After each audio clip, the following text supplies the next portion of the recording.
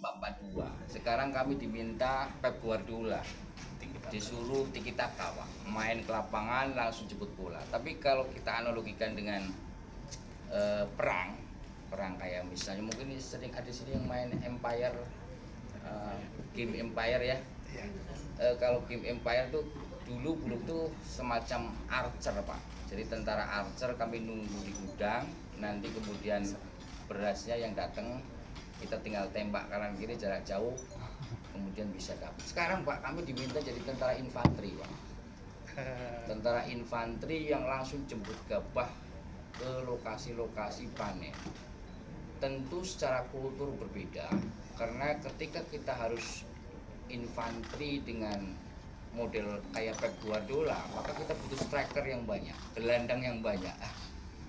Nah, sementara saat ini kultur dan SDM-nya Bulog boleh dikatakan masih seperti yang lama. Jadi masih kami perlu switch kulturnya dari kultur yang tadinya menerima beras di depan gudang menjadi kultur menjemput gabah. Tentu dalam hal perubahan itu tidak semudah yang gampang bisa merubah, men-switch dari hal itu dalam 1 bulan 2 bulan langsung berubah, karena itu menyangkut kultur. Katakanlah Pep Guardiola nangani Manchester City aja tidak langsung kemudian 1-2 kali tanding langsung menang, langsung juara. Butuh 2-3 tahun kemudian jadi championnya Liga Inggris. Sama Pak, di Bulog juga Pak, sama. Kami kulturnya enggak kultur yang kemarin menerima beras di depan. Nah kemudian sekarang diminta untuk direct, kemudian membeli di petani. Tentu banyak sekali kekurangan kami Pak. Kekurangan pertama adalah kekurangan SDM Pak. SDM kami yang biasa archer menjadi infanteri. Archer itu biasa pemanah paling 100 orang gitu ya. Tapi infanteri butuh berapa batalion untuk menguasai teritori. Nah itu tentu berbeda. Tentu banyak sekali kejadian, mungkin di berita-berita ada harga jatuh, ada yang nggak terserap, ada yang mungkin gabah mungkin tidak terambil dari segala macam. Ya memang ada keterbatasan kami di personel yang tidak bisa menjangkau seluruh desa. Atas kekurangan tersebut kami coba gandeng dengan TNI Pak Direktur. Dengan TNI, kebetulan TNI itu saat ini mempunyai hampir seluruh tentara di setiap desanya yang namanya Babinsa.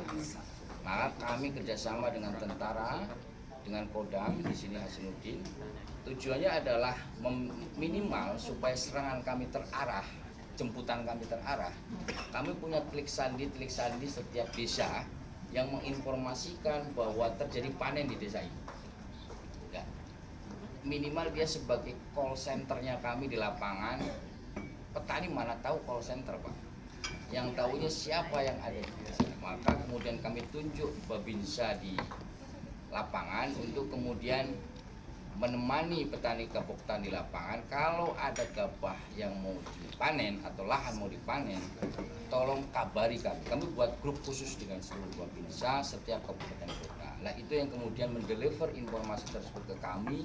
Kemudian kami jemput ke lapangan untuk melakukan penjemput. Kami jemput sampai jam 3 pagi Pak. Sepanjang bulan puasa kemarin kami lakukan hampir tidak ada hentinya, sampai H-1 Lebaran kami masih melakukan penjemputan. Karena peak seasonnya kemarin H-7 Lebaran Pak, semua padi dipanen Pak. Ada yang masih hijau dipanen karena memang butuh uang untuk Lebaran. Akhirnya alhamdulillah per hari ini Pak, kami sudah mencapai capaiannya luar biasa, tertinggi se-Indonesia untuk pembelian beras maupun gabahnya. Saat ini kita pembelian gabah sudah 325.000 ton. Untuk pembelian kalau setara berasnya sama berasnya kami sudah dapat sekitar 213.000 ton. 213.000 ton itu setara berasnya. Itu saat ini tertinggi nilainya capaiannya dibandingkan Jawa Timur yang baru capai 200.000. Itu padahal luas lahannya mungkin 2 kali lipat dengan Sulawesi, tapi boleh dikatakan di sini luar biasa capaiannya. Terus kedua, secara yang menjadi kendala kami adalah terkait kapasiti gudang Pak. Di Sulawesi Selatan kapasitas gudangnya Bulog itu totalnya kami punya gudang 49 unit gudang Pak, dan kebetulan 49 unit komplek gudang, totalnya 225 unit. Tapi dari 49 komplek gudang tersebut kapasitinya atau daya tampungnya sekitar 400.000 ton. 400.000 ton itu ada barang carry over tahun sebelumnya yang masih existing itu 176.000 ton. Artinya secara space yang tersedia itu waktu saya masuk itu availability-nya sisa 230.000 ton.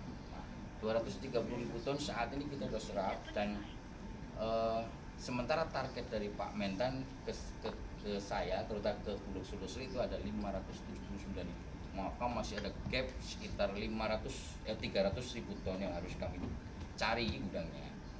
Dan saat ini kami coba terus mencari gudang-gudang swasta yang available, yang bisa, yang idle, yang nggak termanfaatkan. Kami coba calling semua yang mempunyai gudang di wilayah Kima. Alhamdulillah saat ini kita sudah dapat sekitar hampir 200.000 ton untuk menampung hasil panen yang ada di Sulawesi. Dengan harapan, kami berharap dengan tambahan tersebut maka capaian atau target yang ditetapkan oleh Pak Mentan, oleh Bulog Pusat ke Sulawesi Selatan bisa terselesaikan sampai dengan kalau bisa akhir April ini, tapi kalau memang tidak bisa ya di akhir bulan Mei. Itu mungkin gambaran secara besarnya.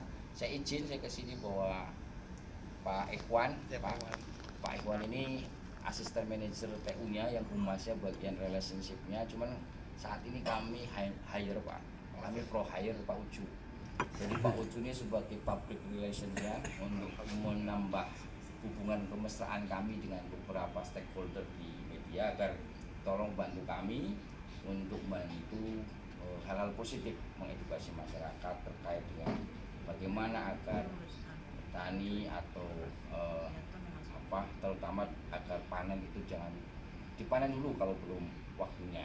Yang kedua, tolong jadwalkan panennya, jangan berbarengan, karena kami armada terbatas, orang terbatas, gudang terbatas. Kalau semuanya pada hari yang sama, kami nggak bisa menjangkau semuanya. Yang ketiga, tentu kami ingin bantu terkait publikasi bahwa kami jujur luar biasa. Sebenarnya teman-teman di cabang, di gudang sudah kerja sampai malam, ada sampai jam 12, jam 3 pagi menyerap, membantu melakukan penyerapan gabah di petani. Cuman kurang sosialisasi, kurang publikasi, sehingga kadang-kadang ada berita negatif satu saja, kayak panas sebulan itu diguyur satu hari, jadi seolah-olah tidak ada adilnya. Dan kami tentu dengan silaturahmi ini kami berharap ada sinergi positif ke depan yang bisa menambah hal-hal pemberitaan positif ke depannya untuk terutama untuk Sulawesi Selatan. Terima kasih. Mungkin Pak Direktur apa